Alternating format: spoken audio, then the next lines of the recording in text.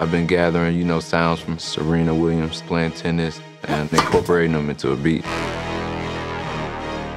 I like to work in the studio a lot, but I also like to pull my laptop out of my bag anytime I feel inspired.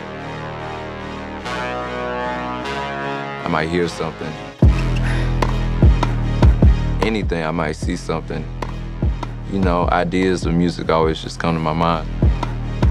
I like to run a lot of different things. Having something portable, but at the same time powerful enough to handle what I'm doing is very key to what I do.